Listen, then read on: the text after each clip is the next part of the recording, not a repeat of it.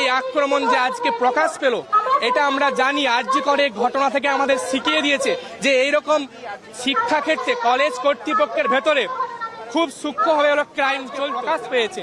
ফলে এই ধরনের ক্রাইম শুধু শিক্ষাক্ষেত্রে নয়, সমাজে যাতে না ঘটে তার যে কঠোর আইন আছে ভারতীয় ন্যায় সংহিতা, সেই কঠোর আইন ইমপ্লিমেন্ট করে বিচার বিভাগীয় নিরপেক্ষ তদন্ত করে ফাস্ট ট্র্যাক করে দ্রুত বিচার প্রক্রিয়া চালু করতে হবে এবং এই দায়ভার আমাদের রাজ্যের সরকার এড়াতে পারে না।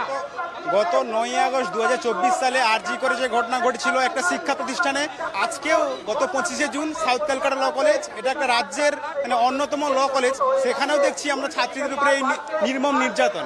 সেই নির্যাতনের বিরুদ্ধে আমরা প্রথম দিনই আমরা উদ্যোগ নিয়েছি যে এইরকম ঘটনা মেনে নেওয়া যাচ্ছে, যারা এই ঘটনার সঙ্গে যুক্ত তাদেরকে কঠোরতম শাস্তি দিতে হবে। এবং অন্যান্য ঘটনায় আমরা দেখেছি প্রথমে গ্রেপ্তার হয়, কিন্তু বিভিন্ন টালবাহানার মধ্যে দিয়ে তারা শাস্তি দেওয়া হয় না, কোনো শাস্তি পায় না, তারা ছাড়া পেয়ে যায়।